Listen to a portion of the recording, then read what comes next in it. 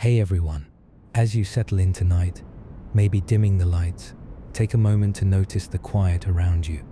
Before we drift into the vastness of space, tell us in the comments, where are you watching this from and what time is it where you are? Now, consider the gentle warmth of the sun, that consistent glow in our sky.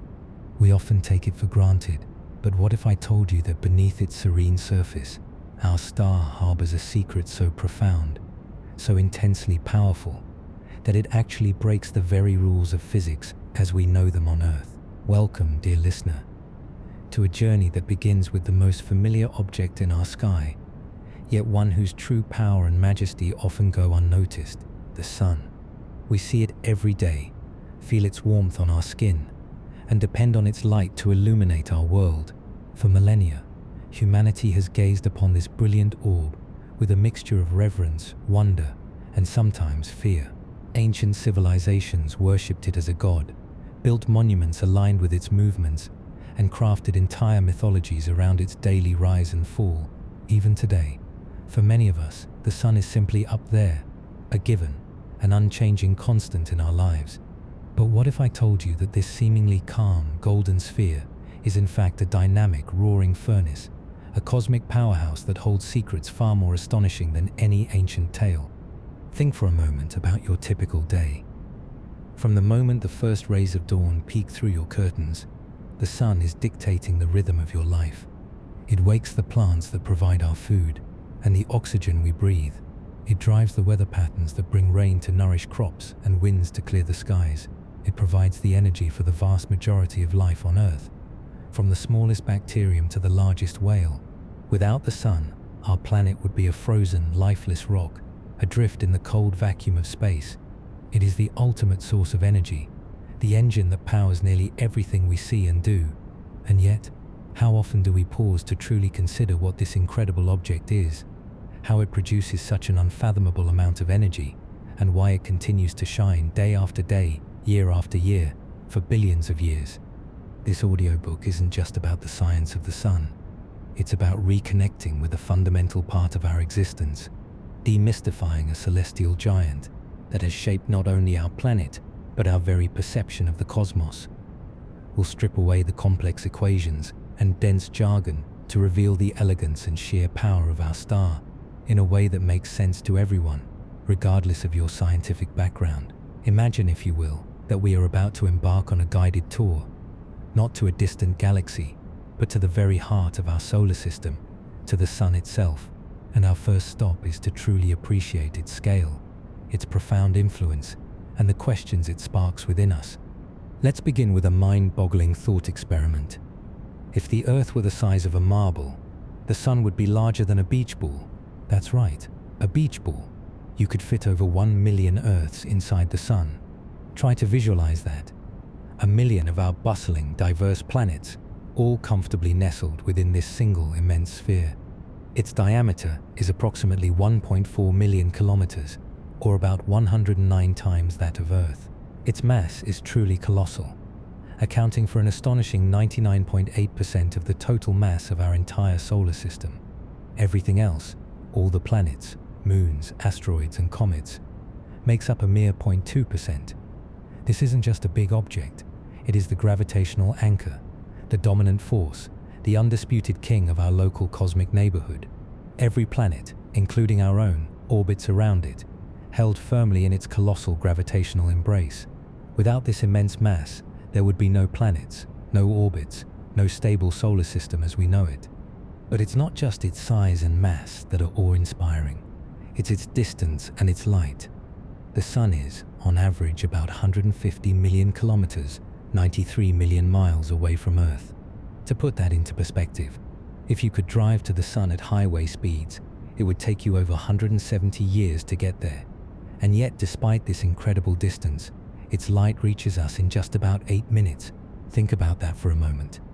The light hitting your face right now, the light that allows you to read these words or see the world around you, left the sun a mere 8 minutes ago.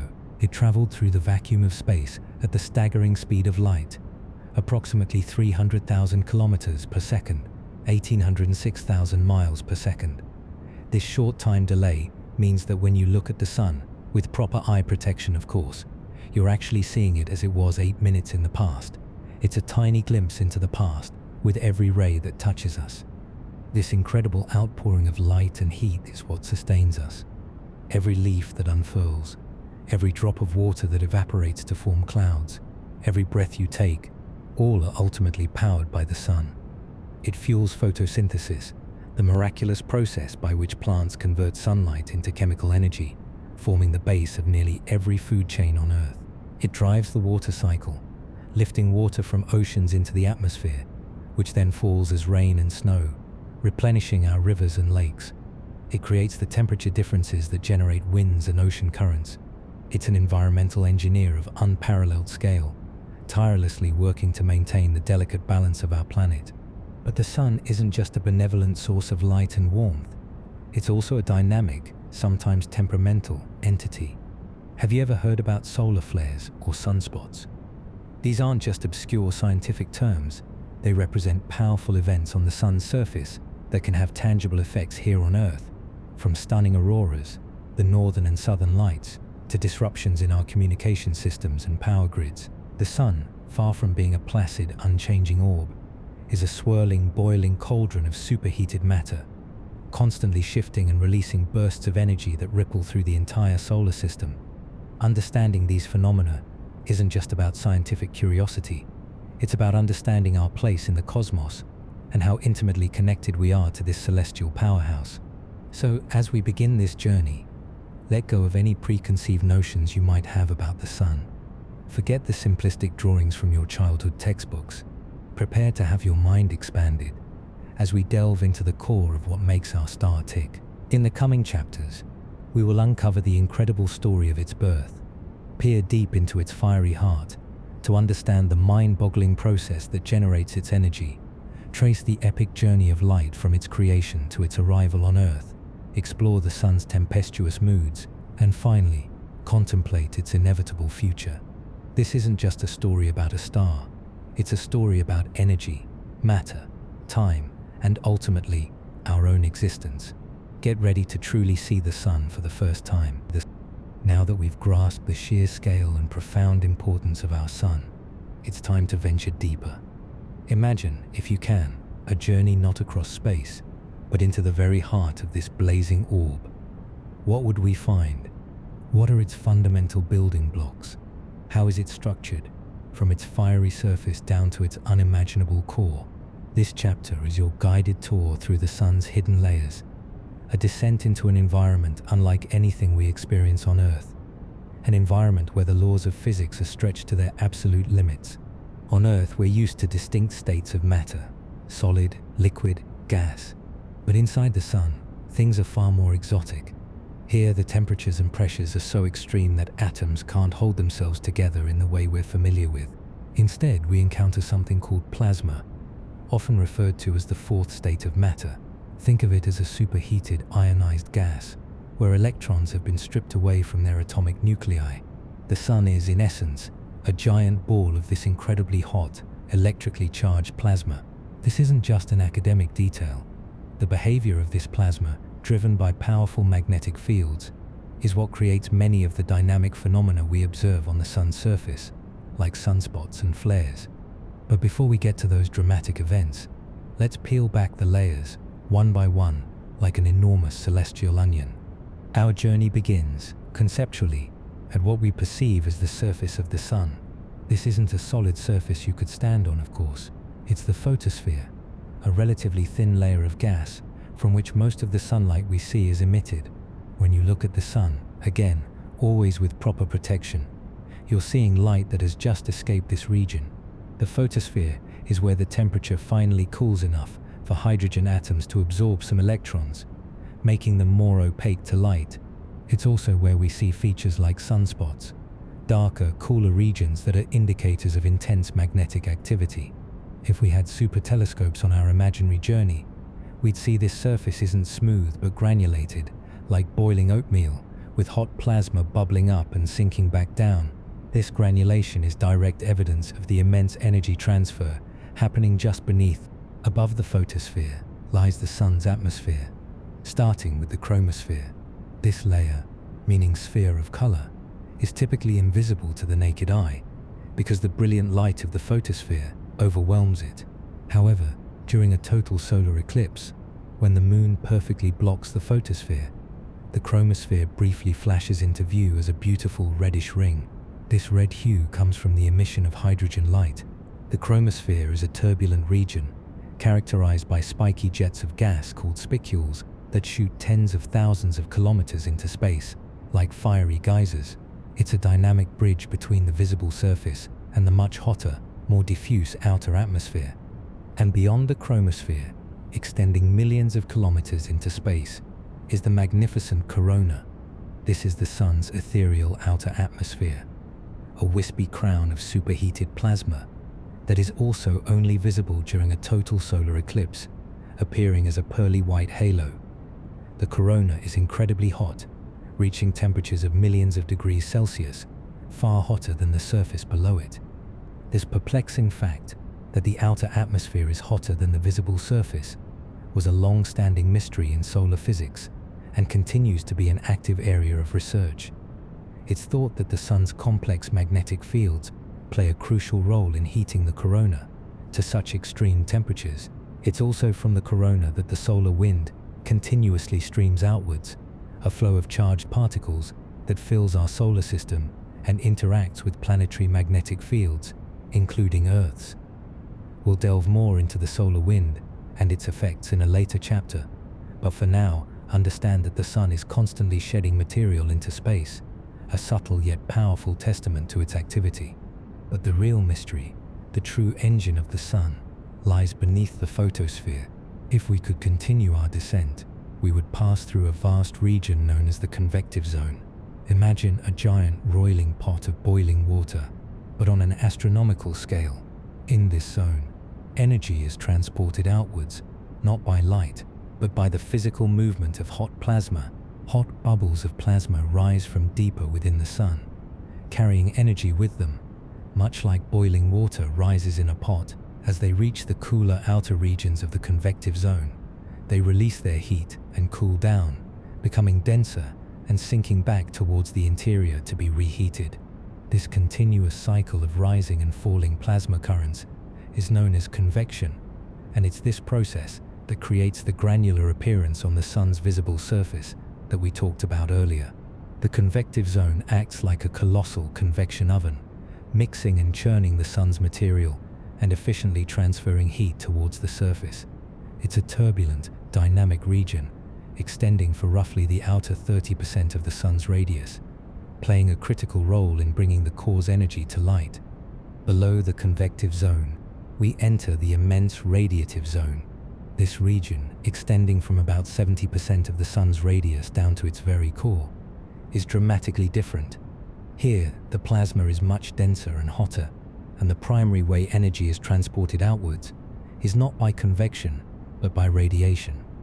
Imagine a dense, high-energy pinball machine. Photons, tiny packets of light and energy, are created in the core and begin an incredibly long and torturous journey through this zone. They don't travel in a straight line. Instead, they are constantly absorbed and re-emitted by the dense plasma, bouncing around randomly like a ball in a maze.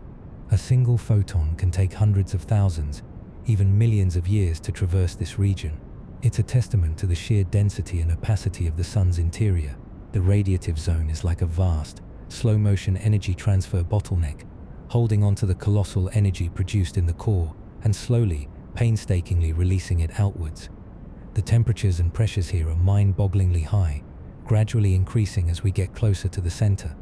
And finally, at the very heart of the sun lies the core. This is where the magic happens, the true fiery heart of our star, the engine that powers everything. The core is the densest and hottest region of the entire sun. It extends from the very center out to about 20–25% of the sun's radius.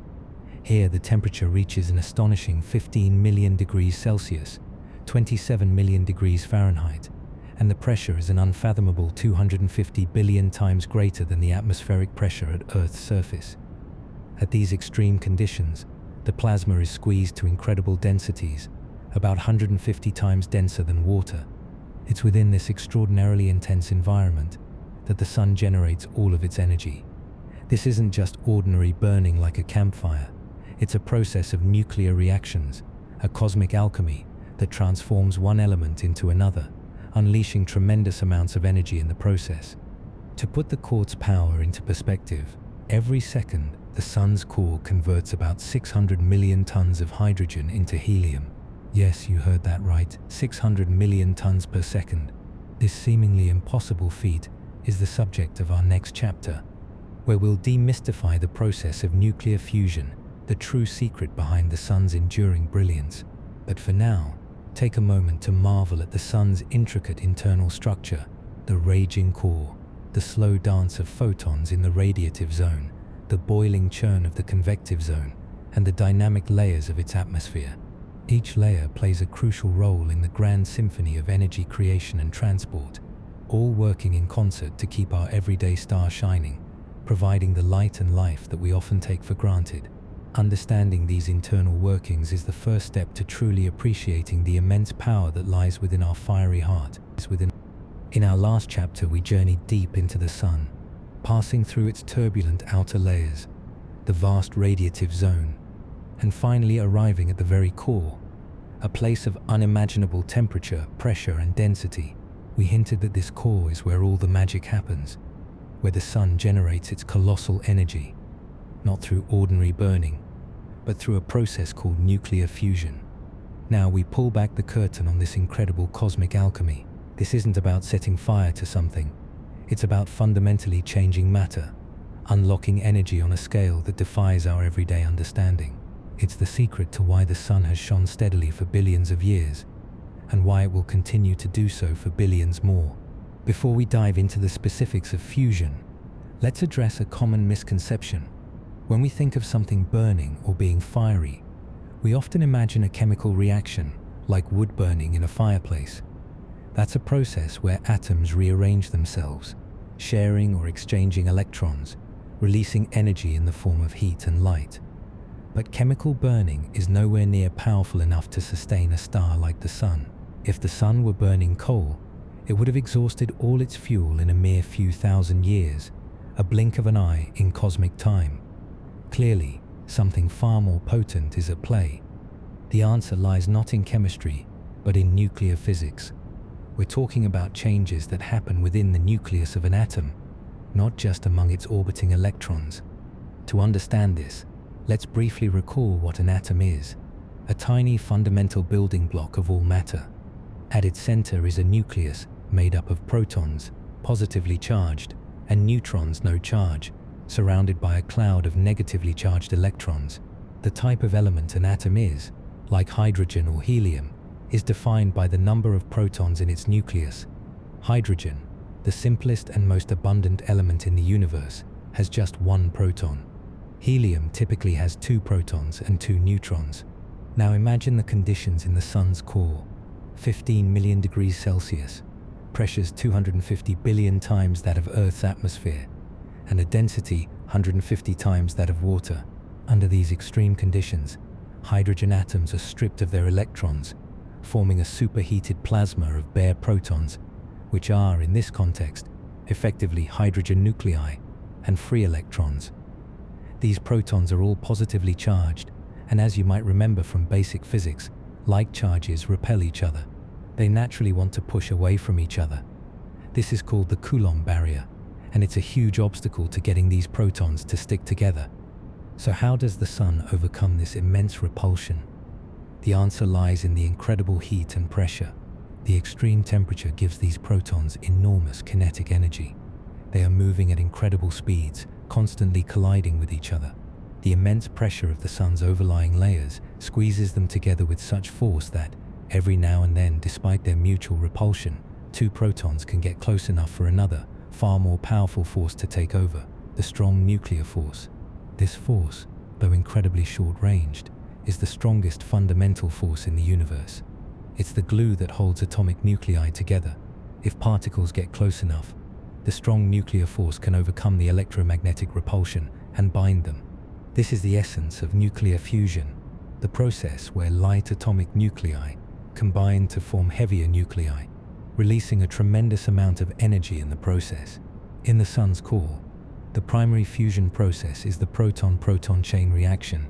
It's a multi-step process, but the net result is deceptively simple. 4 hydrogen nuclei, 4 protons, combine to form 1 helium nucleus. Let's break down the main steps without getting bogged down in every subatomic particle. Focusing on the story.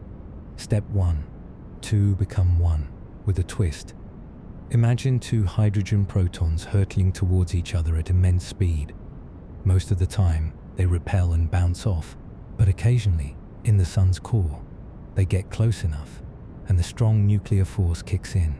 One of the protons then undergoes a remarkable transformation. It changes into a neutron, simultaneously emitting 2 tiny fleeting particles, a positron, the antimatter equivalent of an electron, and a neutrino, an elusive, nearly massless particle that barely interacts with anything. What's left is a new type of hydrogen nucleus with 1 proton and 1 neutron, called deuterium. This is the first step, and it's the slowest and most difficult, essentially the bottleneck of the entire process.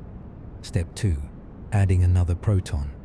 The newly formed deuterium nucleus then quickly collides with another free hydrogen proton. These 2 nuclei fuse, forming a nucleus of helium-3, which has 2 protons and 1 neutron. This reaction also releases energy in the form of a high-energy photon, a gamma ray. Step 3. 2 helium-3s make a helium-4. Finally, 2 helium-3 nuclei, each formed from the previous steps, collide. When they fuse, they form a stable helium-4 nucleus, which has 2 protons and 2 neutrons. In this final step, 2 leftover hydrogen protons are also released, free to go back into the fusion cycle. This is the main energy-releasing step. So the overall summary is 4 hydrogen protons go in, and 1 helium-4 nucleus comes out. But where does the energy come from? This is the truly fascinating part, explained by Albert Einstein's famous equation, E mc qua rad. This equation tells us that energy E and mass m are interchangeable. They are 2 forms of the same thing, connected by the speed of light squared, c quadri, an enormous number. What happens during fusion is that the total mass of the final helium nucleus is slightly less than the combined mass of the 4 initial hydrogen protons. That tiny bit of missing mass hasn't disappeared, it has been converted directly into a colossal amount of energy. Think of it like this. When you measure the ingredients for a cake, they have a certain total weight. When the cake is baked, it still has pretty much the same weight. But in nuclear fusion, it's as if the baked cake, the helium nucleus, weighs ever so slightly less than the ingredients, the hydrogen protons you started with. That tiny difference in mass is the energy released, because tau, the speed of light, is so incredibly large, and c quadruped is even larger. Even a minuscule amount of mass, converted into energy, results in an absolutely enormous amount of power. This is why the sun shines. Every second, approximately 600 million tons of hydrogen are converted into 596 million tons of helium in its core. The missing 4 million tons of mass, about the mass of 4,000 large cargo ships, is converted into pure energy. This energy is released primarily as gamma-ray photons, incredibly high-energy light particles. This process is remarkably efficient. Even though it only converts a tiny fraction of mass into energy, the sheer volume of hydrogen involved, combined with the power of E mc portrayed, means that the sun produces an astonishing 3.8 × 10⁻⁶ watts of power.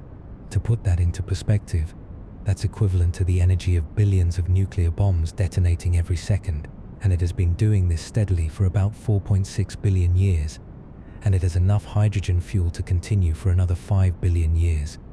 The sun is a self-regulating nuclear reactor. If the core were to get slightly hotter, the fusion reactions would speed up, producing more energy. This extra energy would cause the core to expand, which would slightly cool it down, slowing the reactions back to their stable rate. Conversely, if the core were to cool slightly, the reactions would slow down, causing the core to contract under its own gravity, which would heat it up, speeding up the reactions again. This delicate balance, a cosmic thermostat, ensures the sun maintains its stable output for eons. It's a truly remarkable example of natural engineering. Understanding nuclear fusion isn't just about comprehending our sun. It's about understanding the very fabric of the universe.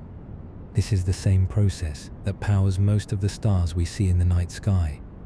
It's how new, heavier elements are forged in the hearts of stars.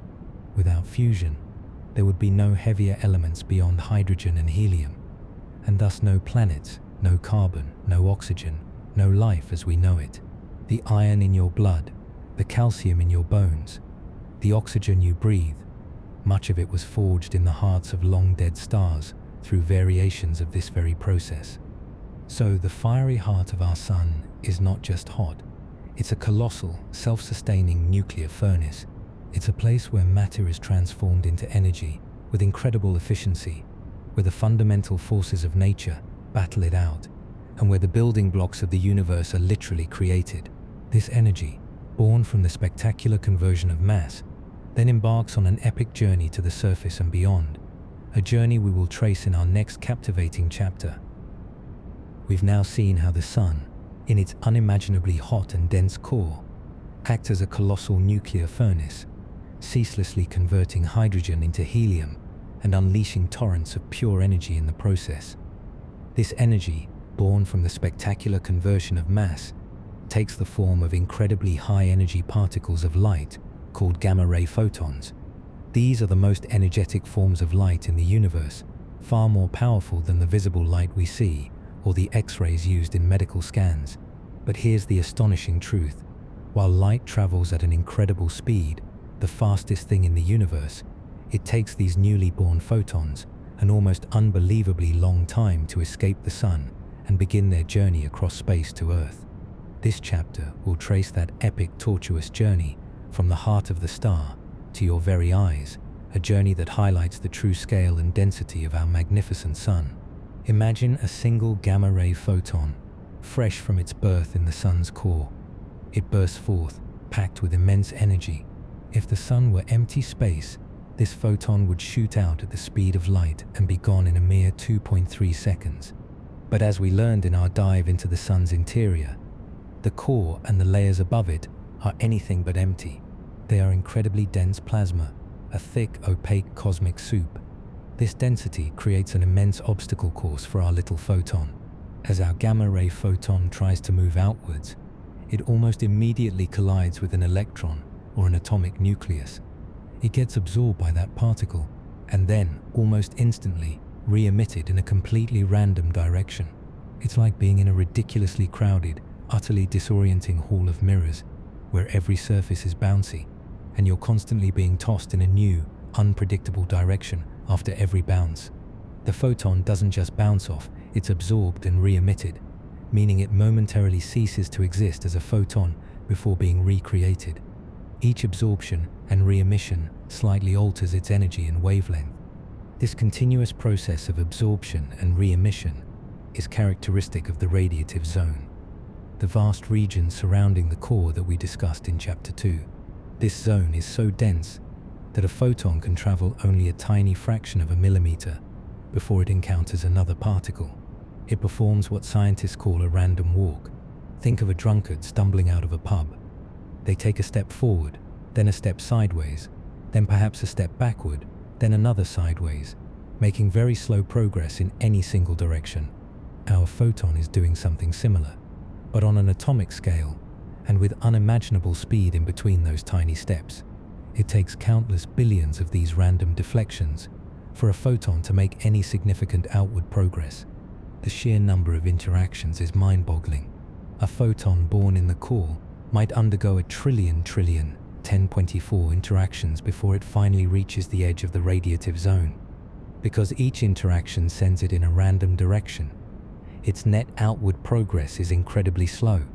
The actual time it takes for a photon to meander through the radiative zone is not seconds or minutes, but hundreds of thousands of years, even as long as 1,000,000 years.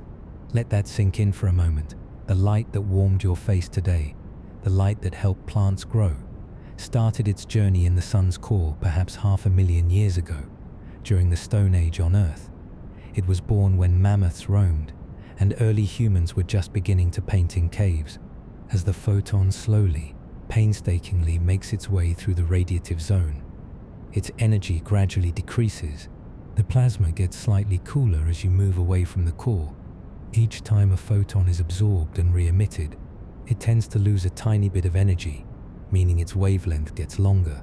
So by the time it reaches the edge of the radiative zone, the original high-energy gamma-ray photon has transformed into numerous lower-energy photons, primarily in the X-ray range.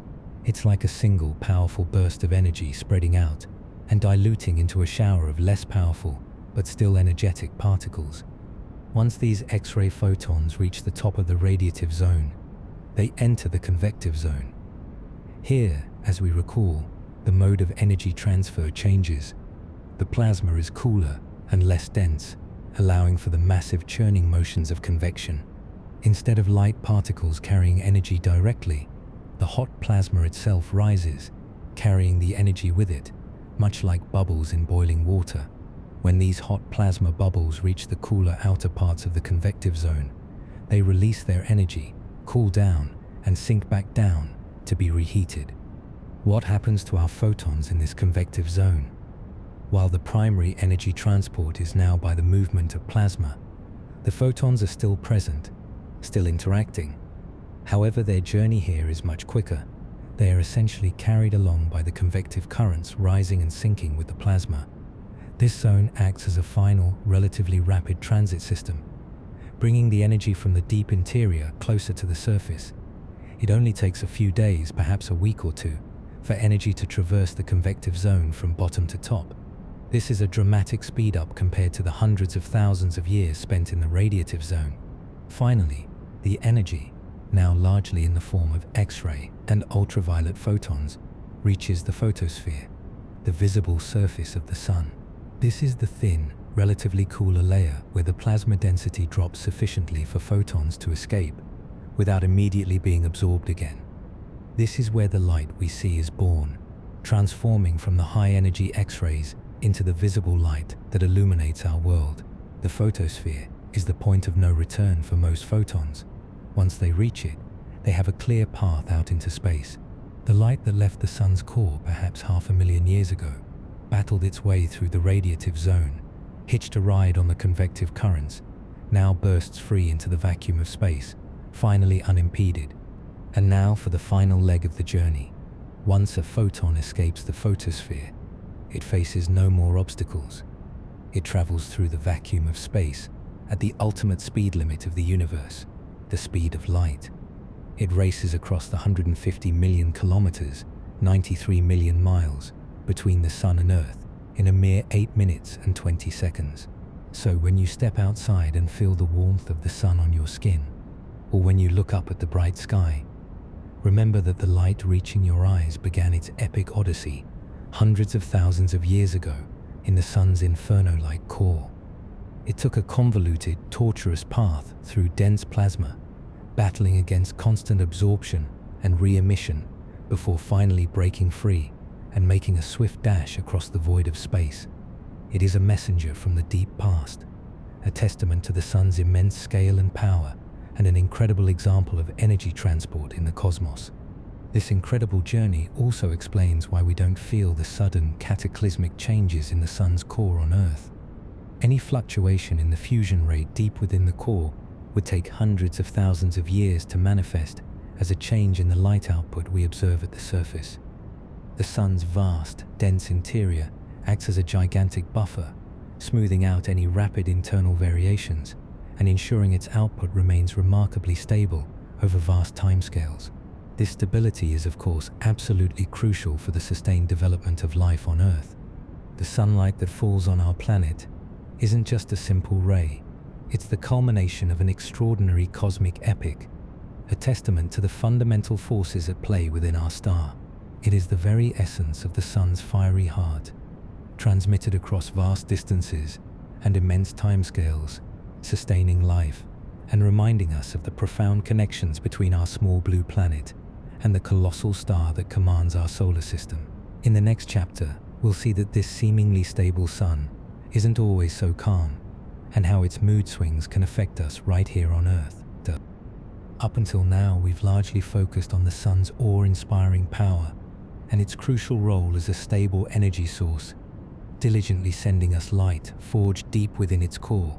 We've explored its immense size, its layered interior, and the incredible journey of sunlight. But to truly understand our star, we must acknowledge that it is far from a placid, unchanging orb. The sun has a personality, a temper, and at times it throws cosmic tantrums.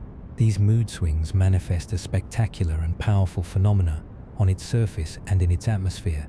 Sunspots, solar flares, and colossal eruptions that can send ripples across our entire solar system, occasionally even impacting our technology and generating stunning celestial light shows here on Earth. This chapter pulls back the veil on the sun's dynamic nature, revealing the hidden force that drives much of its activity: magnetism. Imagine the sun's outer layers, particularly the convective zone we discussed earlier, as a turbulent, boiling ocean of superheated plasma. This plasma, being electrically charged, is an excellent conductor of electricity, and where there's moving electrical charge, there are magnetic fields. The sun's rotation, combined with these deep, swirling currents of plasma, acts like a gigantic, complex dynamo, continuously generating incredibly powerful and intricate magnetic fields. Unlike Earth's relatively simple, stable magnetic field, the sun's magnetic fields are constantly twisting, breaking, reconnecting, and erupting. It's this magnetic mayhem that is responsible for most of the visible activity on the sun. The most obvious signs of this activity are sunspots. For centuries, astronomers have observed these darker patches on the sun's visible surface, the photosphere. Early observers, limited by crude telescopes, initially found them baffling. Today, we know that sunspots are regions where powerful magnetic fields emerge from the sun's interior, piercing through the photosphere. These magnetic field lines are so strong and concentrated that they inhibit the normal convection of heat from below. Imagine a dam holding back a river. The magnetic field acts like a dam, preventing the hotter plasma from rising to the surface and releasing its energy. As a result, these areas are cooler than the surrounding photosphere, around 3,700 Kelvin compared to 5,500 Kelvin, making them appear darker against the brilliant background, even though they are still incredibly hot. Sunspots are not static. They grow, shrink, merge, and dissipate. They often appear in groups and exhibit a distinct polarity, much like the north and south poles of a magnet. What's truly fascinating is that the number of sunspots visible on the sun's surface follows a predictable pattern known as the solar cycle. This cycle lasts, on average, about 11 years. At the beginning of a cycle, there are very few sunspots, solar minimum. As the cycle progresses, the number of sunspots gradually increases, reaching a peak, solar maximum, before declining again to the next minimum. During solar maximum, the sun is much more active, with more frequent and intense flares and eruptions. This 11-year cycle is not just about sunspots. It reflects a fundamental reversal of the sun's global magnetic field. At the end of each cycle, the sun's magnetic poles actually flip, with north becoming south and vice versa. It's a grand cosmic rhythm that underscores the dynamic nature of our star. But sunspots are just the visible tip of the iceberg. The real drama unfolds when these intense, twisted magnetic field lines become stressed to their breaking point. Imagine a rubber band being twisted tighter and tighter until it snaps. When the sun's magnetic field lines snap and reconfigure, they release an enormous amount of energy in a fraction of a second. This explosive release of energy is what we call a solar flare. Solar flares are sudden, intense bursts of radiation emanating from the sun's surface.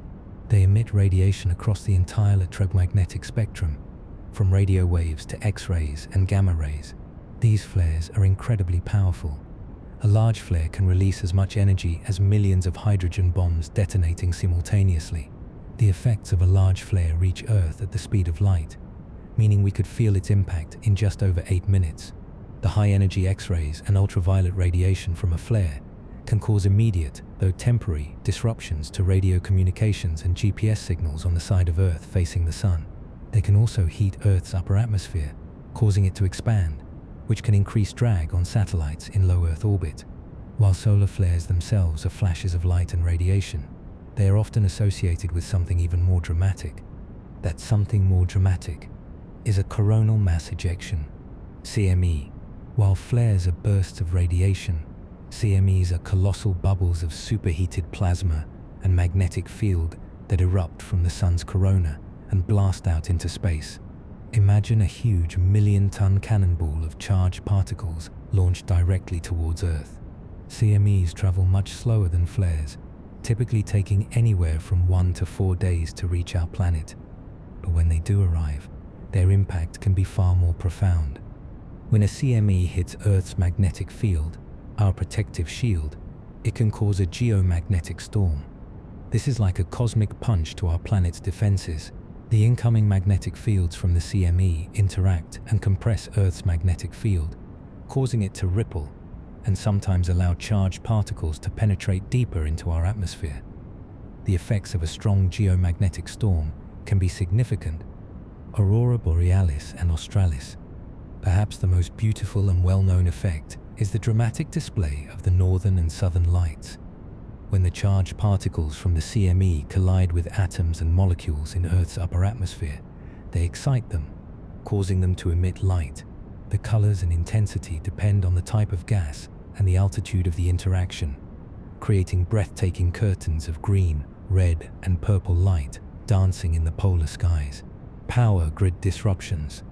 One of the most serious potential impacts of a severe geomagnetic storm is on electrical power grids.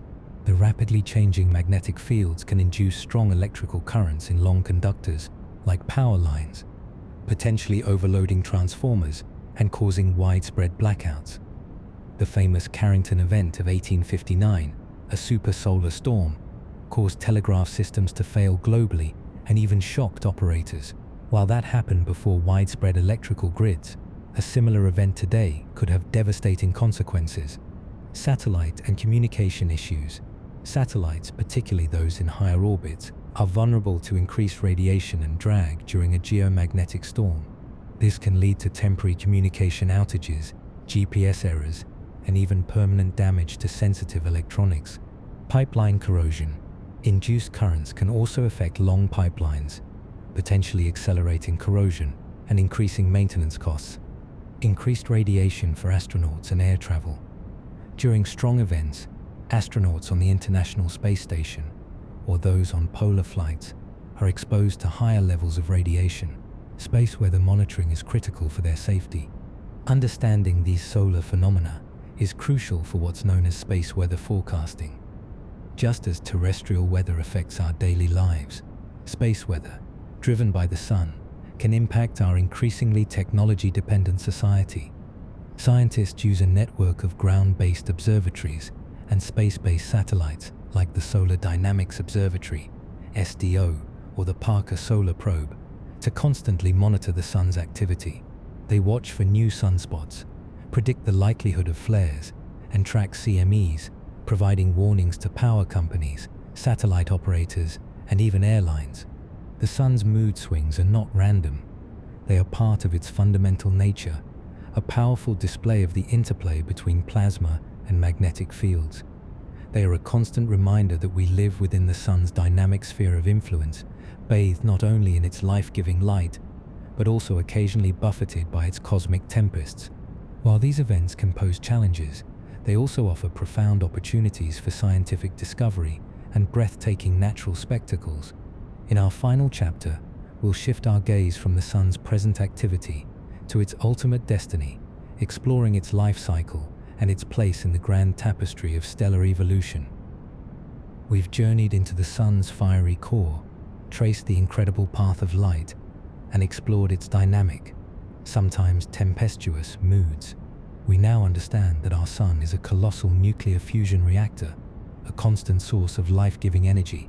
But like all things in the universe, the sun has a finite lifespan.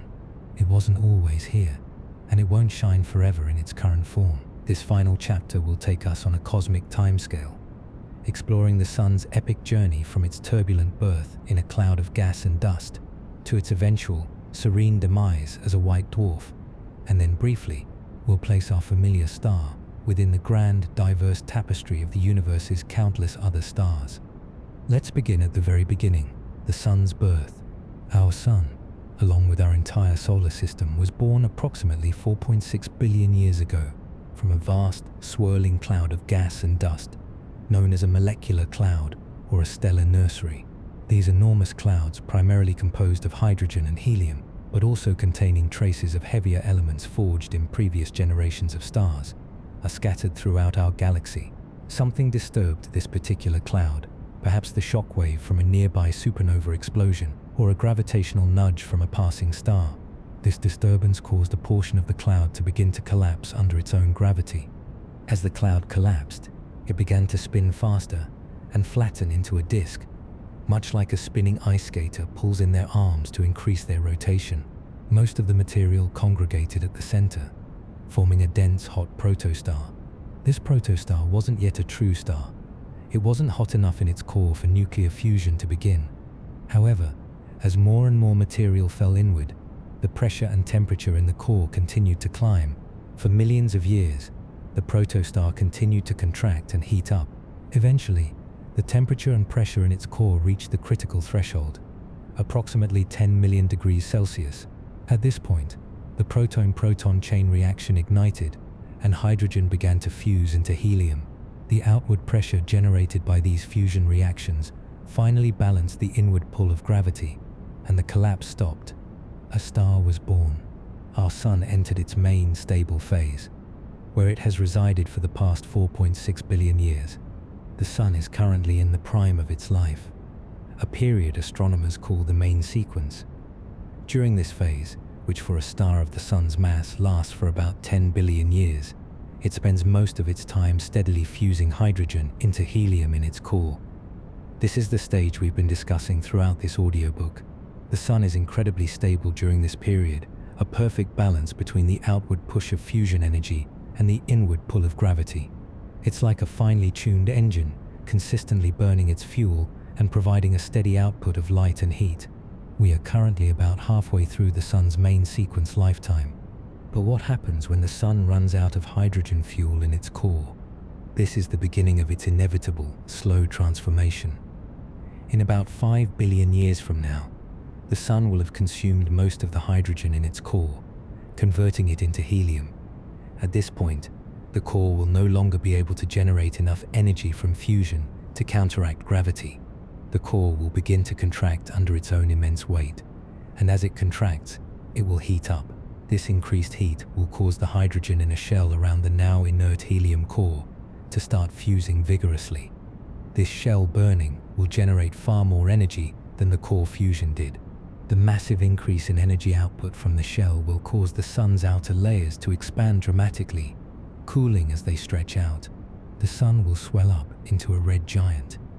Its surface temperature will drop, giving it a reddish hue, but its sheer size will be enormous. Its outer layers will expand so much that they will engulf the orbits of Mercury and Venus, and quite possibly even Earth. Imagine a sky dominated by a gargantuan dim red orb blotting out everything else. If Earth somehow avoids being vaporized or fully engulfed, it will become an uninhabitable cinder, far too hot to sustain life. As a red giant, the Sun will continue to burn hydrogen in its shell for perhaps 1 billion years. During this phase, the helium core continues to contract and heat up until it reaches an even higher critical temperature, about 100 million degrees Celsius. At this point, a new type of fusion will ignite in the core: helium fusion. Helium nuclei will begin to fuse into heavier elements, primarily carbon and oxygen, in a process known as the triple alpha process. This ignition of helium fusion will cause a brief, intense burst of energy called a helium flash, though it won't be visible from the outside. The Sun will then settle into a slightly more stable, but still expanding phase, fusing helium in its core. Once the Sun exhausts its helium fuel in the core, there won't be enough mass or gravitational pressure to ignite fusion of even heavier elements like carbon or oxygen. For stars like our Sun, which are considered low-mass stars compared to gigantic, short-lived stars, nuclear fusion simply stops. The core, now mostly carbon and oxygen, will contract one last time, becoming incredibly dense and hot, but without any new fusion occurring. At the same time, the sun's outer layers, no longer held tightly by the core's now diminished outward pressure, will gently drift away into space, forming an expanding, glowing shell of gas known as a planetary nebula. These nebulas are some of the most beautiful and colorful objects in the universe, illuminated by the dying star at their center. They are not related to planets, but early astronomers, observing them through less powerful telescopes, thought they looked like planetary disks. This expulsion of outer layers means that elements like carbon and oxygen, forged in the star's interior, are returned to the interstellar medium, enriching the cosmic gas from which new stars and planets can form. It's a remarkable cycle of stellar death, leading to cosmic rebirth. What will be left behind at the center of this expanding nebula is the exposed, super-dense core of the Sun, a white dwarf. This white dwarf will be about the size of Earth, but will contain nearly the entire mass of the original Sun. It will be incredibly dense. A teaspoon of white dwarf material would weigh several tons on Earth. This compact remnant will no longer be generating energy through fusion. Instead, it will glow faintly from residual heat, slowly cooling down over billions and trillions of years. Eventually, after an unimaginably long time, it will cool completely, becoming a cold, dark lump of carbon and oxygen known as a black dwarf. This theoretical end state is so far in the future, trillions of years, that no black dwarfs are thought to exist in the universe yet, as the universe itself isn't old enough. So, while the Sun will not become a black hole, black holes are the remnants of far more massive stars, at least 20-30 times the Sun's mass, that collapse under their own immense gravity after a supernova explosion. Its ultimate fate is still a profound transformation. This life cycle of our Sun is not unique. It's the standard evolutionary path for the vast majority of stars in the universe. However, stars come in a dazzling array of sizes, masses, and temperatures, and their life cycles vary dramatically based on their initial mass. Small, cool red dwarfs, less massive than the Sun, burn their fuel incredibly slowly and are expected to live for trillions of years, far longer than the current age of the universe. They won't even become red giants. They'll just slowly fade into white dwarfs, massive, hot blue giants, many times the Sun's mass, live fast and die young. They burn through their fuel at an astonishing rate, lasting only a few million years.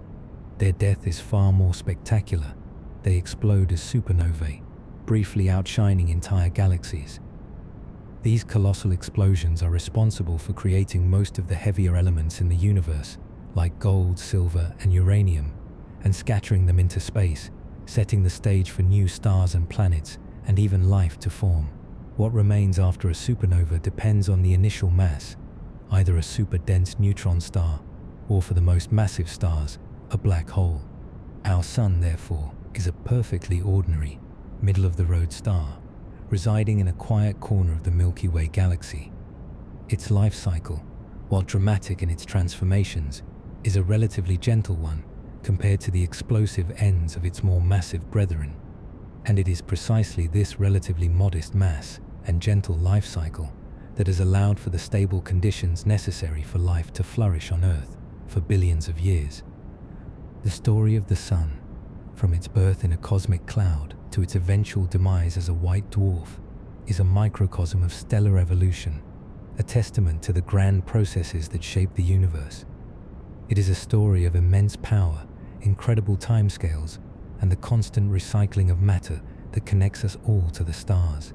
The atoms in your body, the carbon, oxygen, nitrogen, and all the elements heavier than hydrogen and helium, were forged in the hearts of ancient stars that lived and died long before our Sun was born.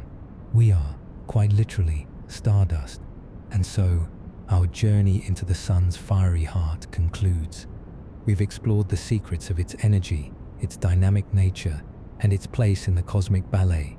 The next time you feel the warmth of the Sun, remember the epic journey of that light, the nuclear furnace that created it, and the grand cosmic story of which our ordinary, extraordinary star is a vital, luminous part.